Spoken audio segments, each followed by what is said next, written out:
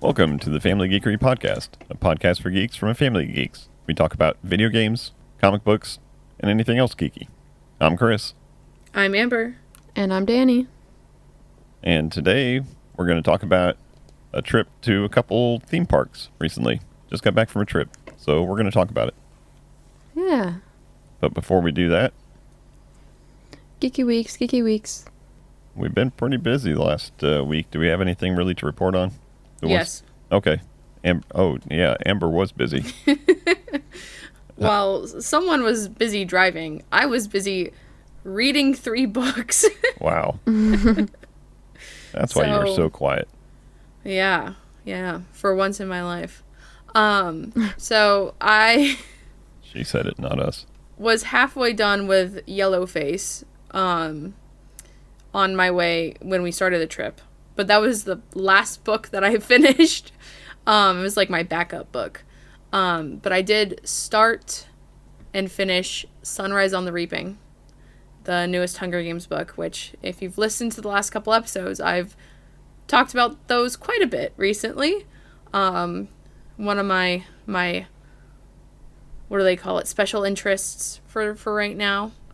And I also started and finished the first book in the Bridge Kingdom series. So, that's a little romantasy there. And then I finished Yellowface.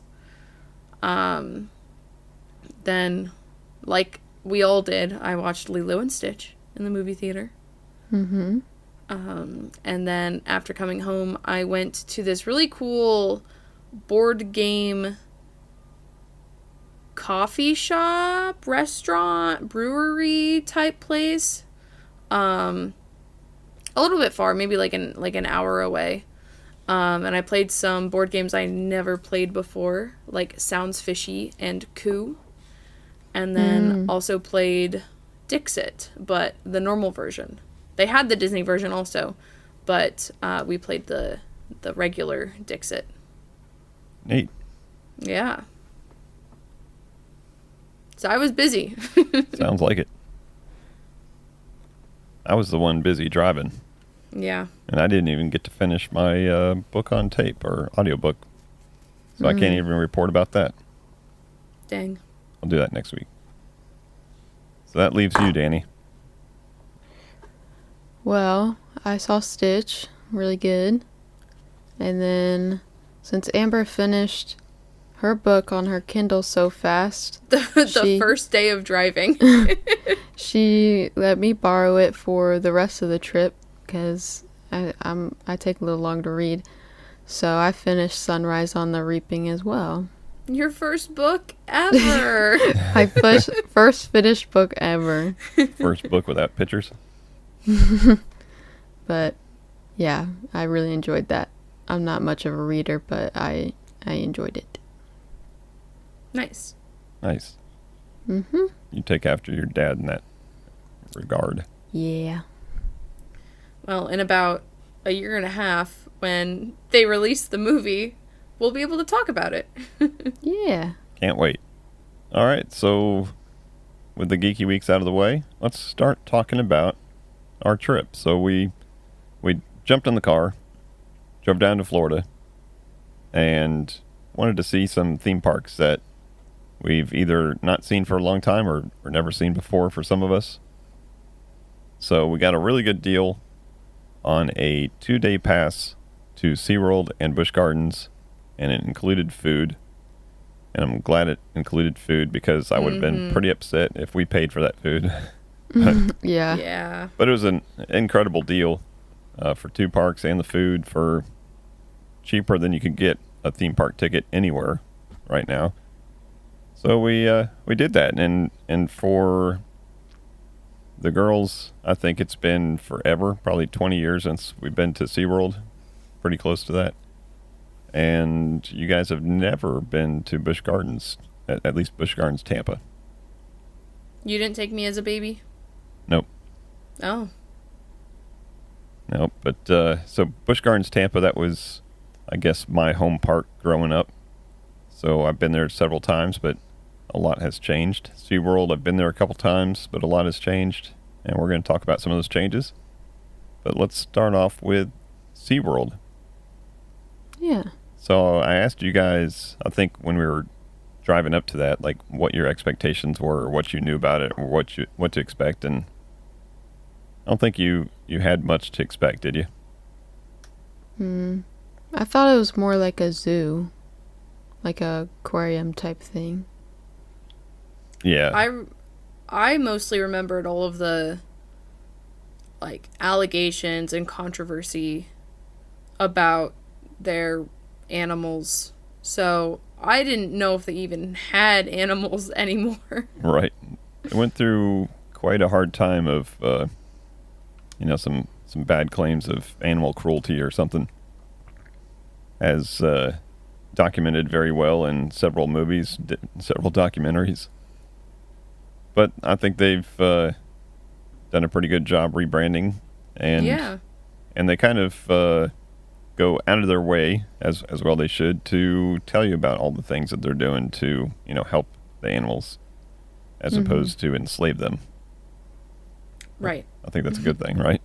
Yeah, I think one thing they said about the orcas, at least, was that they were rehab orcas. They weren't, I don't know, just like taken or anything. They Kidnapped. Kidnapped They under were- the guise of night. Yeah, they were rehabilitated. And then I think the dolphins, they said, were all born there. So, yeah, So that makes it better. I guess so. They weren't stolen from their They're pod. not taking them from their natural habitat. They're just They don't keeping know them where they know where they were born. They Yeah. don't know life out in the ocean. They just know their big swimming pool. Yeah. Yep. But other than that, and I think growing up, it was what Danny had described as more of a, zoo, more of an aquatic zoo than anything else. And as they've gone through these changes over the years, they've had to add attractions, and especially SeaWorld Orlando, when you're sitting in the middle of the theme park capital of the world, you got to have some kind of rides and attractions to kind of Compete. compete with, the likes of Disney and Universal and and what's that Bible place? What? They've got a Bible dinner thing. It's kind that of like place. the Camelot thing, but Yeah. with Bibles instead of knights. Got to compete with that. So they've added a lot of rides, and I don't think any of these rides existed when I was growing up. So I think probably the last time I went there was going to be as like a teenager or something, until we went when the girls were super young. But I think almost everything has changed since then. Even I remember having one of those like photographs of a ride from SeaWorld. I don't think that ride was there. Probably not. Yeah, I don't remember. I think it was like an orca themed ride. Could have been. So, But yeah, so we pulled up there early in the morning. Got up to the gate to rope drop this park, and had a plan, because there's a new attraction there, and this new attraction is called Odyssey, or Expedition Odyssey. And all I knew, because it wasn't on the map, all I knew is that it had something to do with like penguins or something. So I figured it'd be over by the penguin exhibit. So we rope dropped and started heading straight that way, only to find out it wasn't anywhere near there. So instead of rope dropping the brand new attraction, which I thought would be the busiest, we just decided, hey, let's just go ahead and just hit everything that's over here since we're here. And did we go straight to the Kraken? yeah, that's the Yeah. first one we did. All right, so the Kraken, which is a roller coaster. But what was the shtick on that roller coaster? I don't even remember that one. I think it was just a roller coaster. Just a good old roller Up coaster. and down. Yeah, Okay. it was fun. It was a good coaster. They all start to blend together. Yeah. Yeah. We went on quite a few, but some of them were very unique, which we'll talk about. So Kraken must have just been a good old fast roller coaster. Mm-hmm. And we got off that. We went over to Penguin Trek, which now the penguin exhibit, which used to just be like a walk around and look at the penguins behind the glass. Now they've got a roller coaster there, which is like a family-friendly roller coaster, I guess. Not too big, but it looked pretty fun. So we went ahead and did that. And they had the penguins in the exit queue of Yeah. that. Mm-hmm. Yep. So when That you was got off cool. the ride, before you got to the obligatory gift shop, Yeah. you got to see some penguins behind glass. That's one thing this park knows is have a gift shop after every single ride. Yep. And that won't be the last time we talk about penguins behind glass, because we found some other ones in some Yeah, we weird found them. places. And then as we were waiting in line for that one, there was a very nice yet somewhat nosy lady that kind of butted into our conversations. But in the process of that, she had mentioned that the Journey to Atlantis ride, which had said when we walked up to it that it was closed for the day, she said her people told her, because she's got people.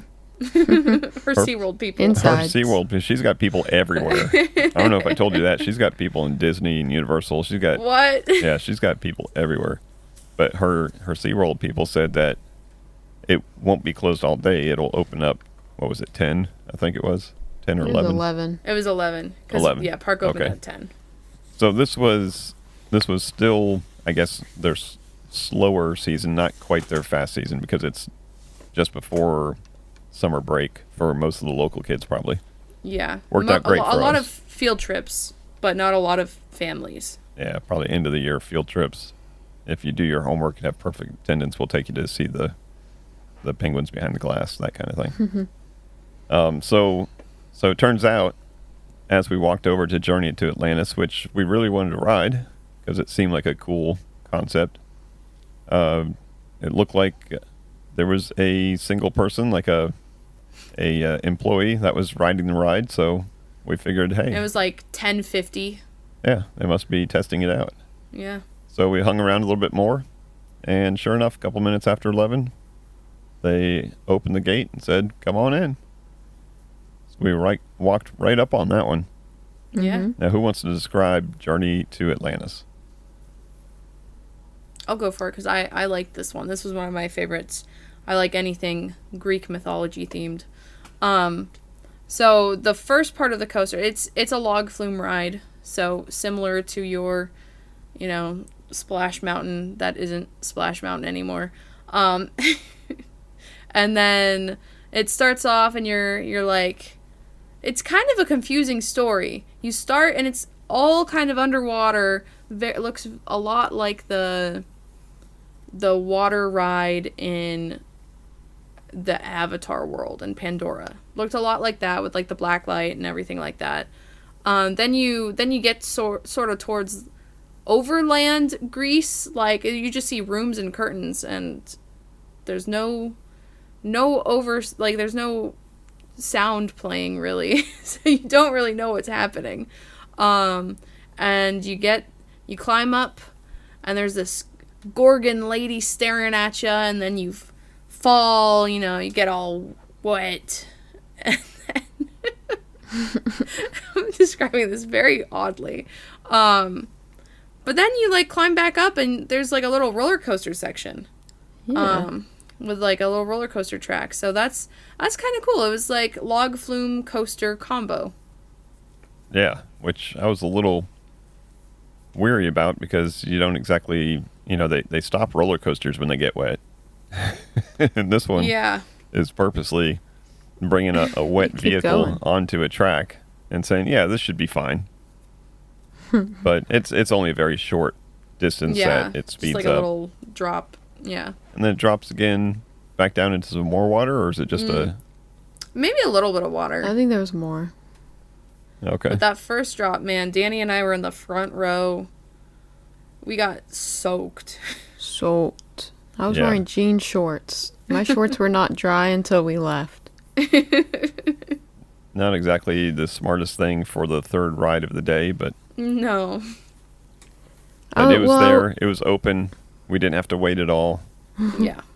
I was like, does this get very wet? And you guys were like, nah, it don't look too bad. And then we're going down the first drop, and the whole water, I saw my life flash before my eyes as a big It was just a gulp wall of water just water just fell on her. Probably the most wet I've gotten from a log flume. Biggest splash. And of course, the guy test riding the ride 10 minutes before, guess what seat he was in? Like the most back right seat. I was like, He's maybe no sitting dummy. in the front wasn't the best. He's no dummy. Hey, gotta ride the ride with the intended purpose. That's right. So we rode those 3 rides just back to back to back. They were all right there in the same spot. And then we decided to start exploring around because I think there was a show. And then we did figure out, after asking a couple different people, where is this Odyssey thing? They kept on saying, like, just go over the bridge. And I hadn't even seen a bridge yet. But, and the weird thing is that the map that they have in their app is a nice map, but it has no rides depicted on it. Oh. So it's just like the Land. land masses. And I did see a bridge on there, so I figured this has got to be the bridge they're talking about. So we headed over that way. The one thing that was closed for the day was a sky tower, and I wish we could have gone up the sky tower, but it's just a big observation type tower thing. And it's been there, I think, since the park opened, probably. So that would have been kind of neat to do. But we headed over across the bridge, and that's where the Orca Stadium is. But we did find that the Odyssey was over there too. So I think we went over to the Odyssey first, and then said we'd do that, and then we'd have time to see the Orca show. Mm-hmm. So we did the Odyssey, and we had a hard time figuring out what kind of ride it was, because all the stuff that they had online for it was like opening in spring of 2025, and it just shows people sitting on some kind of ride mechanism with a big thing of I don't know, big screen in front of them or something, and it kind of looked like the Soarin' ride from Epcot, but then I thought it was supposed to also move. I thought it was going to be like a hybrid thing because that's how they depicted it. And that's what the employee said.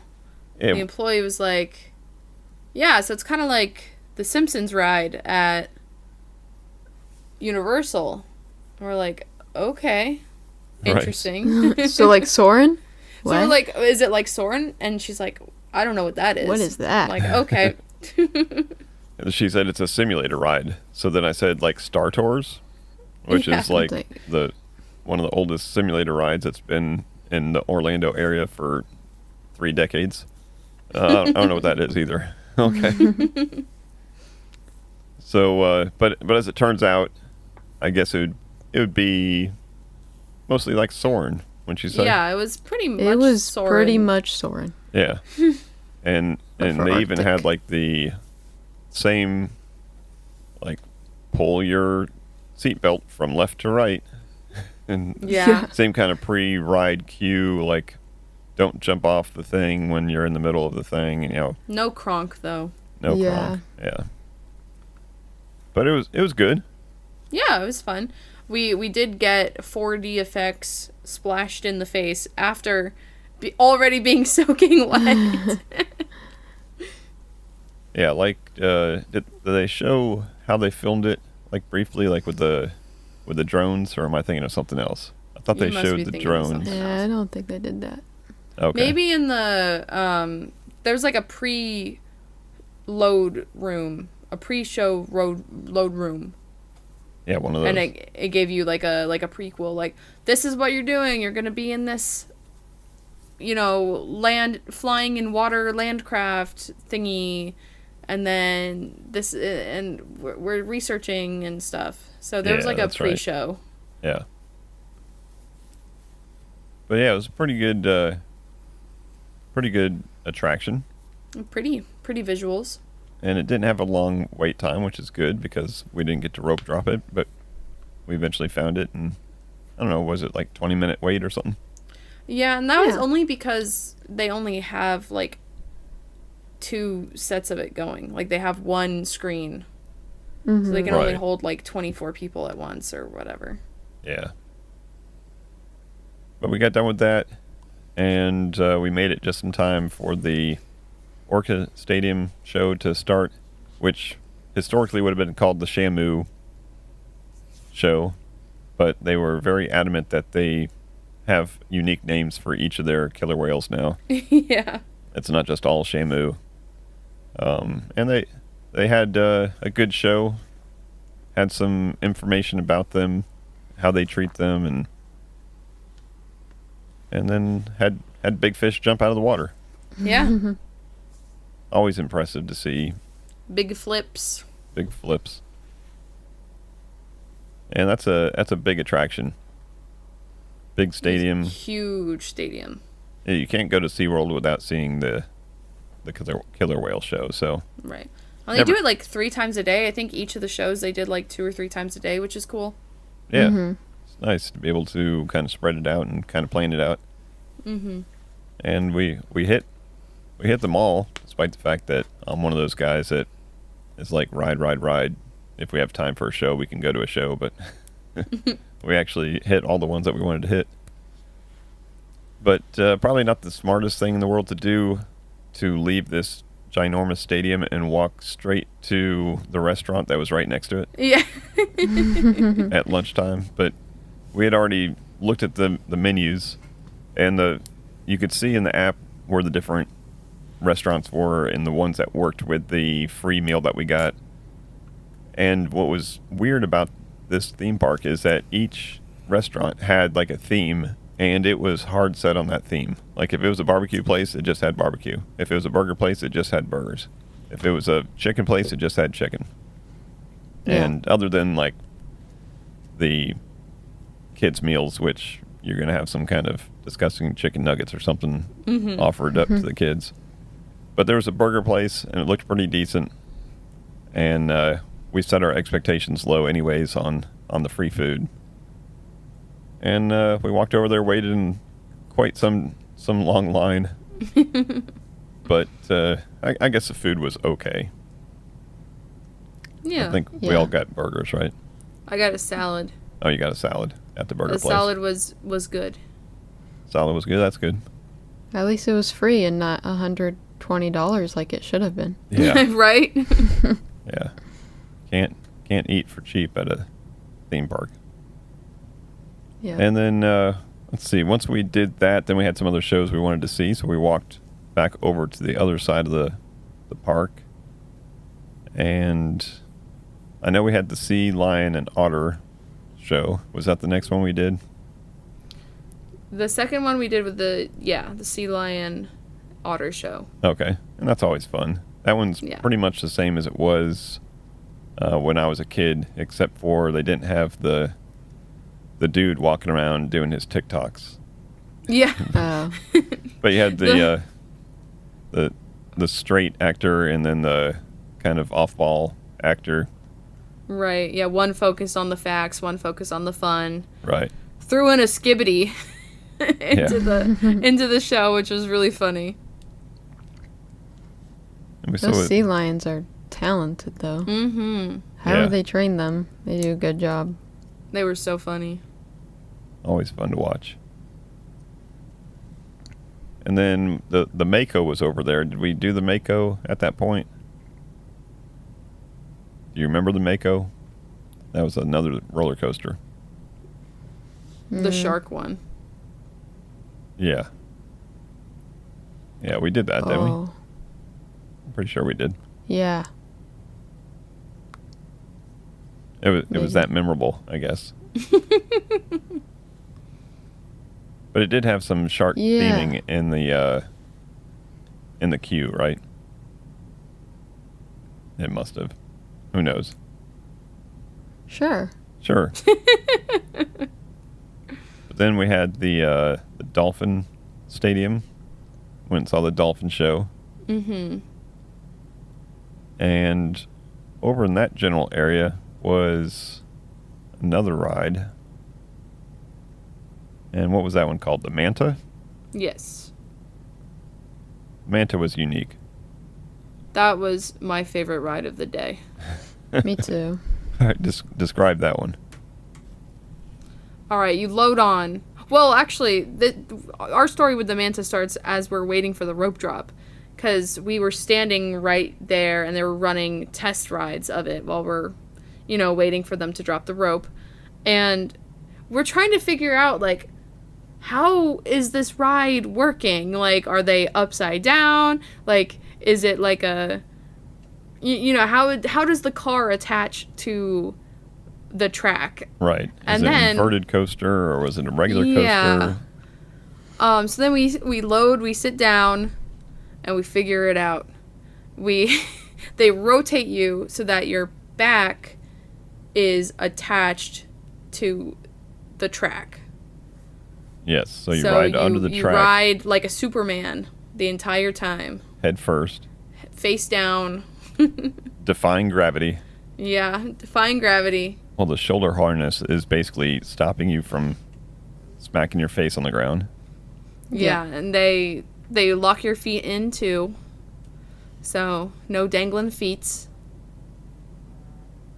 And the ride's fun. It's a good ride, like you are kind of laying down when you're upside down, so it's kind of comfortable. Like for a split second you get like a little relaxed, like, oh nice, this is comfy. And then the rest of the time you're like hanging. Really fun ride. But then you get to the end, and while you're waiting for the next coaster to load and launch, you're there, face down. They don't rotate you yet. They only rotate you when you load and unload. Yeah, and that was uncomfortable, and it seemed like it was a lot longer than it needed to be. Yeah. Because you had just finished the whole thrilling ride, and you're usually, after a very thrilling roller coaster, actually, like, either have a little bit of a headache if it did its job, or a little bit tired, fatigued of some sort. And you got all that going on, and you're still hanging on your stomach. Yeah. So any bit of wooziness that people would usually take a couple steps off of the attraction and then take care of their wooziness, however they do that, was taking care of itself in this waiting line here of just dangling by your stomach. Yeah. But yeah, it was definitely unique, definitely fun, definitely thrilling. Think of all the times that you've gone on a roller coaster of some sort, and thought, oh, this roller coaster is going to go hit something like a tree or water, and then think now your head is the first thing that is right propelling through the air in this ride. We actually did go through a little waterfall, and my knees did get wet. Yeah. So I got a little bit of splash from that too. Still soaking wet from the ride we did earlier. I haven't dried off yet from that. So So we did that. We got all the shows taken care of, and there was 2 more roller coasters left to check the boxes on. And I forget the order we did them in, but there was Pipeline and Icebreaker. Which one did we do first? Was it the Pipeline? I think so. So the I don't Pipeline, remember. very, very neat theme. This whole area was themed like surfer beach type thing. In the Pipeline, you're on a ginormous surfboard standing up, and it's a standing roller coaster. And Yeah. I've never done one of those before. I've seen them. I did not do this one because there used to be a standing roller coaster at King's Dominion, and you don't feel safe on them. Yeah, you knew better. I did. I did know better. You probably did a tiny bit of a job to warn us, but we wanted to do it hey, anyways. this one's closed at King's Dominion for a reason. Right. But it's unique. You're standing up, and the chest harness will ride up and down to match your height. Which And- I don't think the King's Dominion one did. I think that this one seemed more adjustable than the other one that I've seen. They learned from the accidents at King's Dominion. So it made sense, right? Step up to it, adjust the height of the thing, lock yourself in. It's like a surfer theme, so it makes sense you're standing on a surfboard. Yeah, and you should be good to go. What I didn't know is that the height of that thing doesn't lock once the thing starts Yeah. roller coastering. Yeah. So Mom and I are watching you guys in line, and we're watching all these, rides go through, and we're just seeing people like up and down, Doing bouncing little up and down while they're waiting to go. It was so funny. Yeah, so as you're locked into this chest harness thing, the board would, when the track goes down, the board would go down, and you'd kind of still be floating in free fall. And then the board would catch up to you, and it would slam right into your legs. So if you had locked your legs, you'd probably leave there without a couple kneecaps. Ooh. Yeah. But you not fun. learn to get into like a squatting position. But when I finished, like my calves felt like I just did like calf raises for an hour. Like they were toasted. But we checked that box. It was Nice. fun though. Yeah. I got a good picture of you guys, a live picture of you, Danny waving as it, because it's like kind of a launch Yeah. coaster, and I got a good picture of you.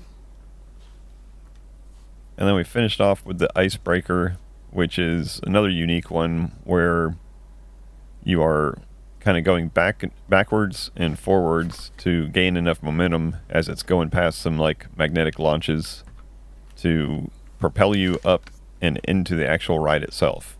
So you load into the vehicle, it moves that vehicle sideways onto the track, and then you go, is it forward, backwards, forward, I guess?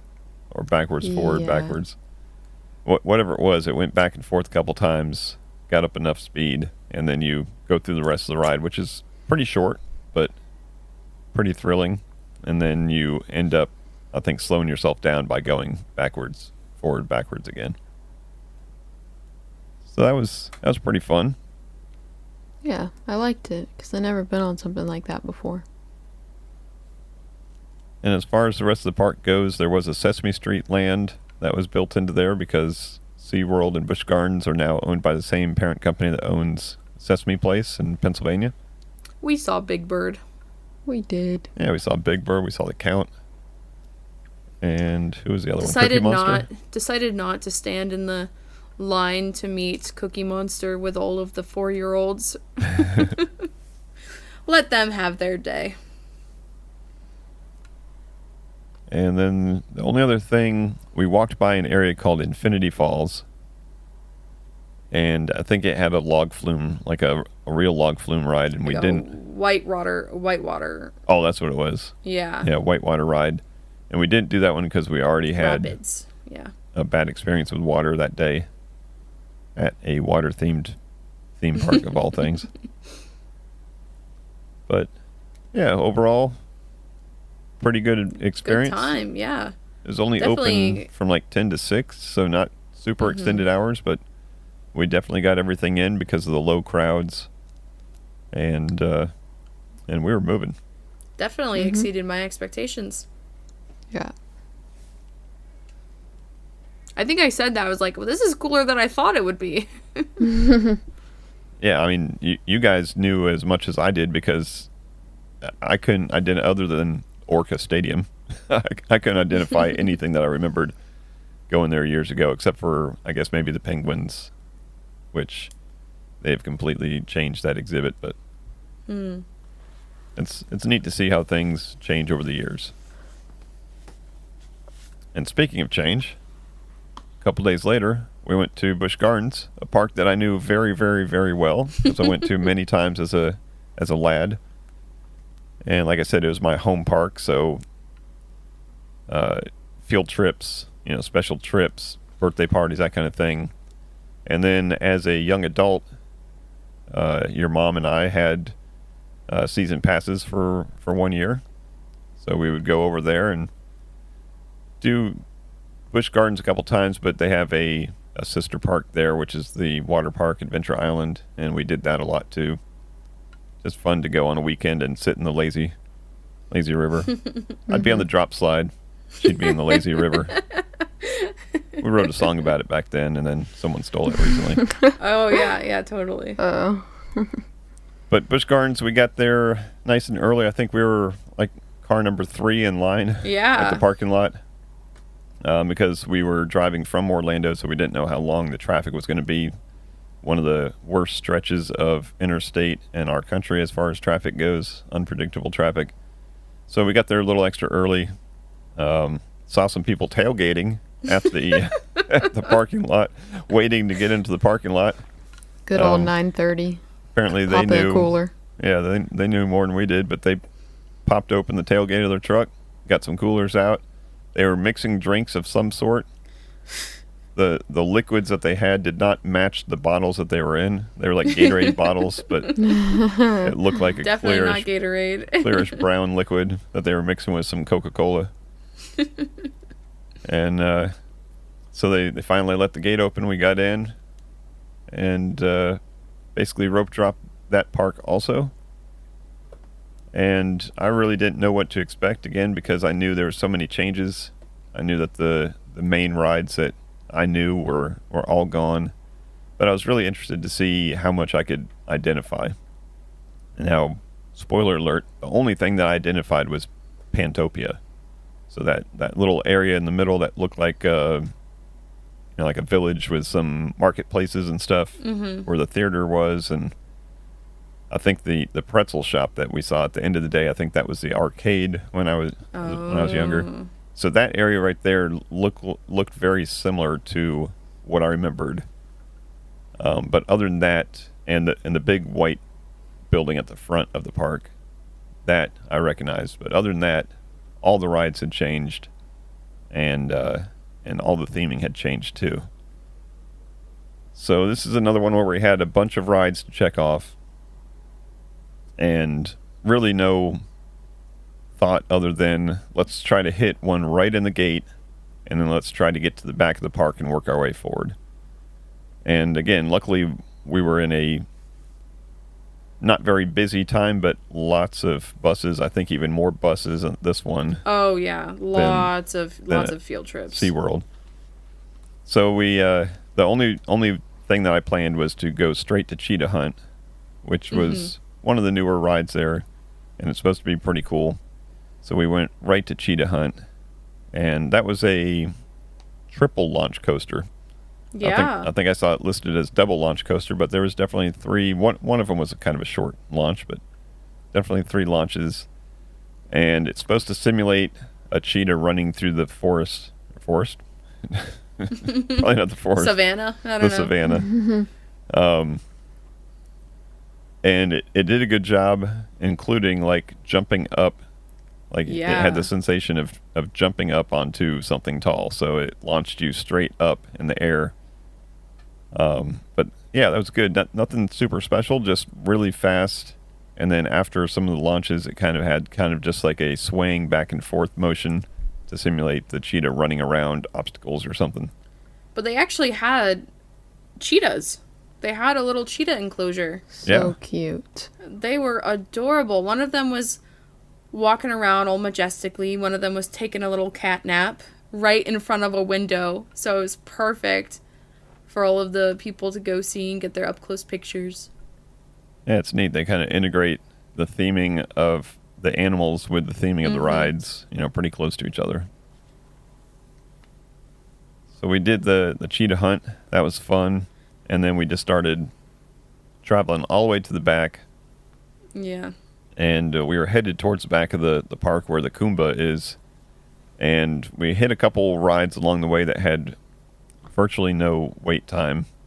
So yeah, unfortunately made a poor judgment call passing on the Iron Gwazi. It had like a 25-minute wait time. And we're like, that's too much. We'll go to the back. Right. And then, unfortunately, it was a much longer wait time when we circled back around. Yeah. But everything in the back was like walk-on, basically. Yeah, and I figured the Iron Gwazi, it seemed an awful lot like the one that we have here. Yeah. So if we missed that one, I wasn't going to be too upset because there's something at King's Dominion that is very, very similar.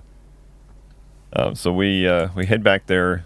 The first one that we came across that was like walk-onable was Shikra. Mm-hmm. And they classified this as a drop coaster. And at one time, it was the tallest, fastest, longest drop coaster ever. Which made me really excited to ride it because this was one that I remember distinctly having memories watching on like roller coaster channel at Disney World. Okay. I remember like, you know, the climb to the top and then you hang over. I was like so excited for that. Yeah, and it's That part was really cool. it's a wide, you know, what was it, eight people across? Yeah. And then And 3 only, rows. only like 3 rows deep. Mm-hmm. So not what you think of when you think of a roller coaster train. And yeah, it brought us right up to the top, dangled everybody over the edge, and I was 1 row back. So you got the much more thrilling version of it. But Yeah. it was, I think they listed it as a 91-degree drop. So as you're Wow. dropping, you're actually going more than straight down. Mm-hmm. And then after that thrilling drop, then it was Just just, kind of mid. yeah, kind of fast coaster. Zoom, zoom, zoom. But yeah, all the thrills in that drop. Yeah. Mm-hmm. Now, next to that was a ride called the Tigress, which very small footprint, very impressive what they can get in a small footprint. Reminded me a little bit of that icebreaker in the sense that it goes back and forth to generate your speed to continue the ride. But the only difference was once you get up to the top, it had kind of like a slow roll up there. Mm-hmm. And I remember watching the videos before going there of that slow roll, and I was thinking that looks a little terrifying. And once you're up there, it's not super terrifying, but it is noticeable that, you know, you think when you usually do like a roll on a roller coaster, you're usually going pretty fast. And this one you're They just kinda, give you just enough speed to get over the top, and then gravity kind of takes over until it speeds you back up a little bit. Yeah. But again, very short track, very small footprint, a unique use of the space there. Probably my favorite of the day. Yeah. Mm-hmm. Yeah, very, very unique. And next to that was a flume ride, which we passed up. It didn't look like the best flume ride in the It world. looked like pretty generic, I I'd think say. it's been there for a long time. Yeah. Just constantly going. Yeah. Nothing super tall or nothing super themed. So we skipped that up and we went back to where the Kumba was, only to find out that the Kumba was closed. Wow. Wah. Now, on their website, as we speak right now, it says that it's like returning open for the summer. Oh, maybe they were just polishing it up a little bit. Yeah, so we've heard some rumblings about the Kumba, which is at this point the oldest ride in the park, or the oldest roller coaster in the park, that it may be replaced soon. So this may be the last hurrah, getting it through the summer, get the summer crowds to ride it, and then it may disappear. Unfortunate that we couldn't do it. We'll see. But this is probably the only ride that existed when I went here back as a, again, young adult, as a pass holder. The Kumba was the big thing, because the Kumba and the Montu, when those came out, they were the biggest, fastest roller coasters in the country. It's fun how they make one and then all of a sudden they make another one. But I think both the Kumba and the Montu were the biggest and best of their style when they came out, and then I think they both got trumped by rides at Williamsburg's Busch Gardens. Makes sense. Mm-hmm. So that wasn't there, but we went on the Congo River Rapids, which is probably the most iconic river rapids of its type. We did plan ahead. We brought extra socks. Yes. Brought extra I socks. myself love water rapid rides, and we didn't get to do the one at SeaWorld, so I wanted to do the one at Busch Gardens. And this one, I've always been impressed how if you're going to get wet, it's because you just went down a little rapid, and if whoever goes down backwards is going to get wet, and it's neat because you do that, and it's kind of luck of the draw who gets wet, all the way up until the very end. Yeah, you and I were dry until the very end, and they just say, "No, here's a waterfall. You're just gonna ride right through." Just going to go right underneath this waterfall. You're not Hey. wet enough.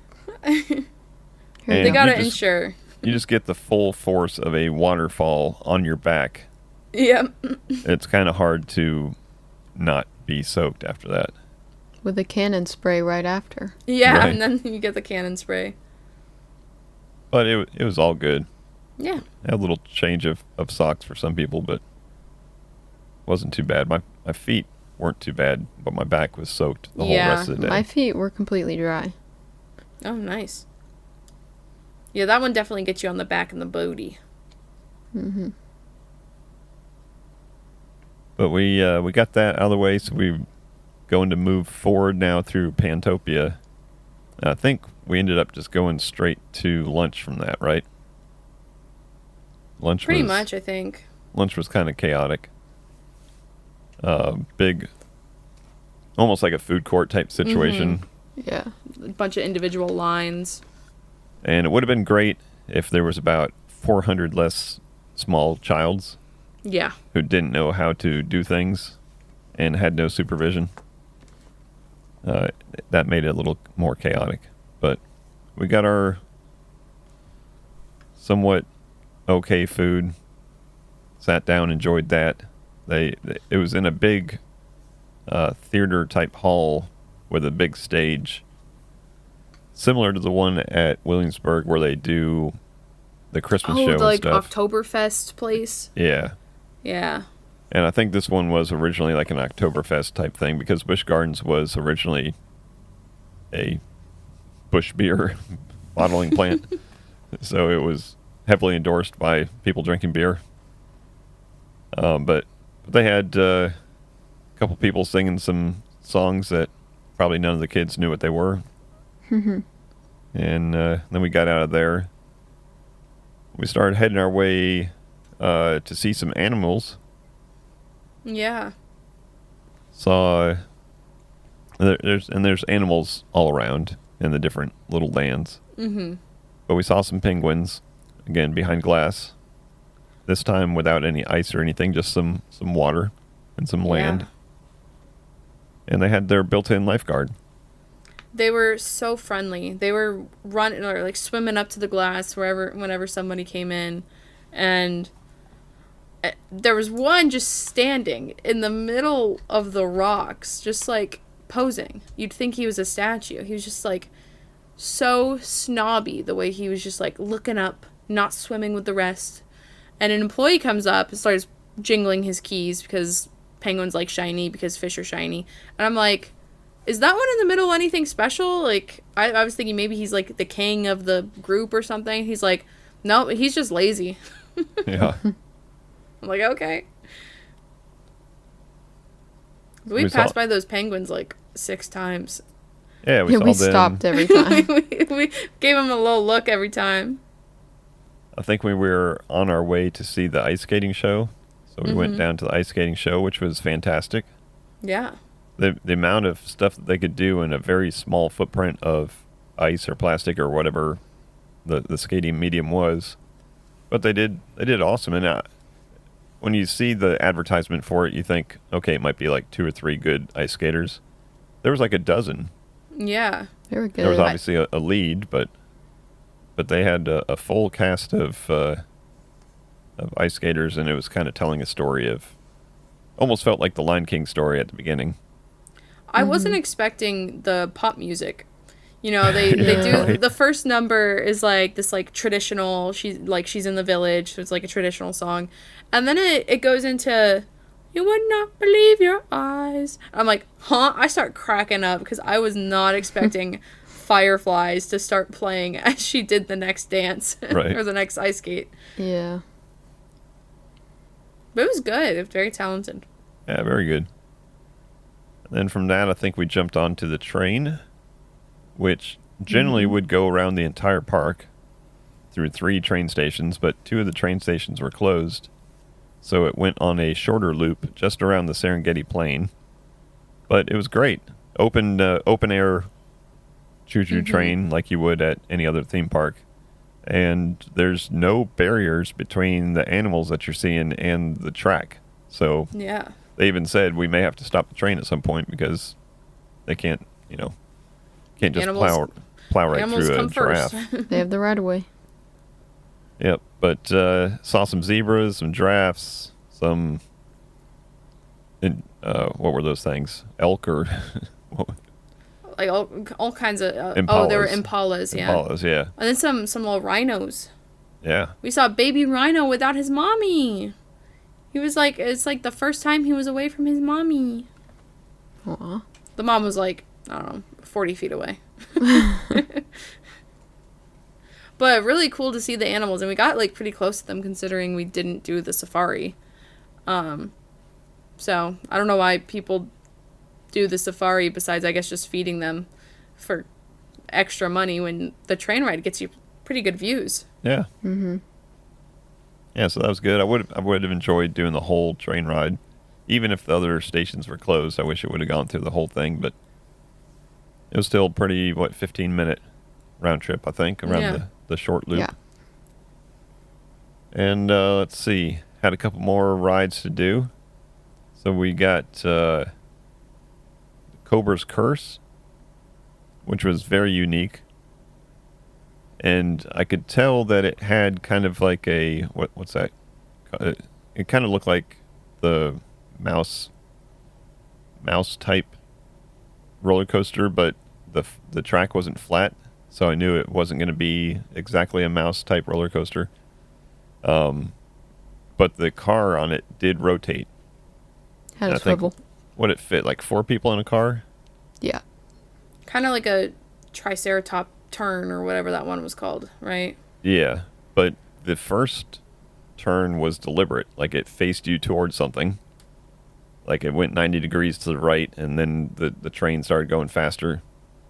And then at some point, I think it just went to free spin, Yeah. which was pretty thrilling.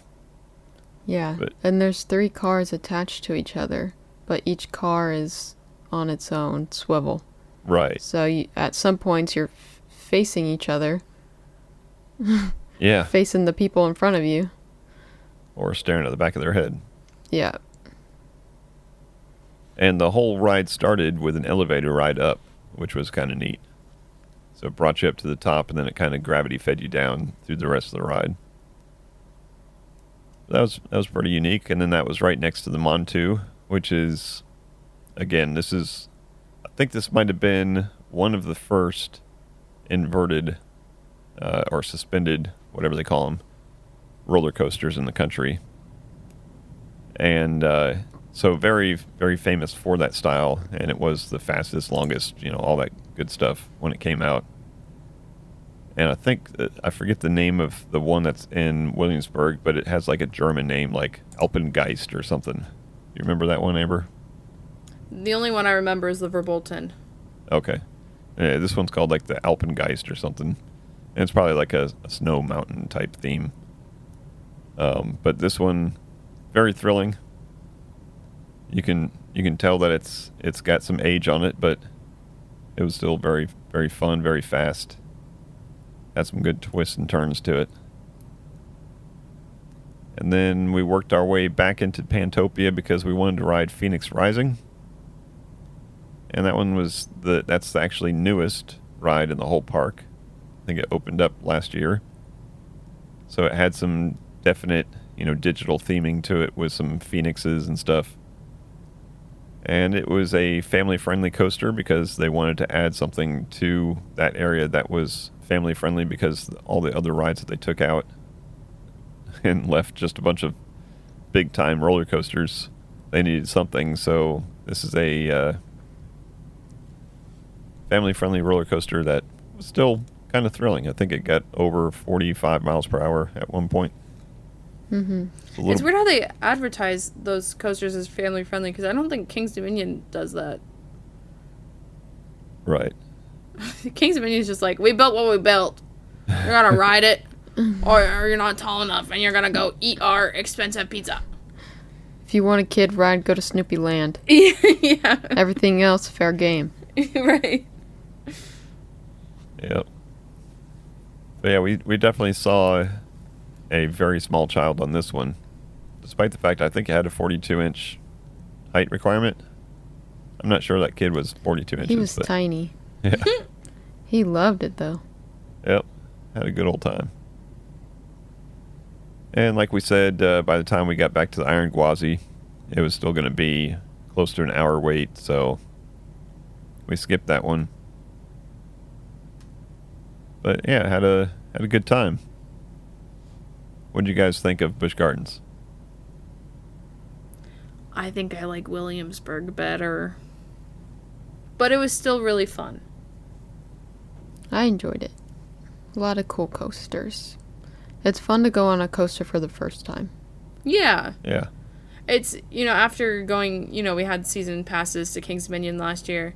So after going there, like, a bunch in the past couple of years, it's cool to have, no expectations, go in, ride the rides, have a good time. Mm-hmm. Lots of fun. All right, well, I think that's going to wrap up our trip report from these two parks. Good to go to Orlando or Central Florida and see things other than the mouse. Mm-hmm. We gave the mouse enough money, but we wanted to share our money with some other parks. Didn't stop us from going to Disney Springs like 4 times, though. Yeah. Had to do We our- gave the mouse some money. We gave the mouse some money at their free part. Yeah. At the free park that had more security measures than either of the other parks we went to. Yep, that's for sure. Yeah, lots of fun. So let us know if you've been to Busch Gardens Tampa or to SeaWorld Orlando and what your favorite ride is. Let us know. Podcast at FamilyGeekery.com. We'd like to hear. That's going to wrap it up for this one. We thank you as always for listening. And until next time, peace out out. And geek out. geek out. Thank you for listening to the Family Geekery podcast. For more information, visit www.familygeekery.com. Don't forget to subscribe at your favorite podcast provider. And until next time, peace out and geek out.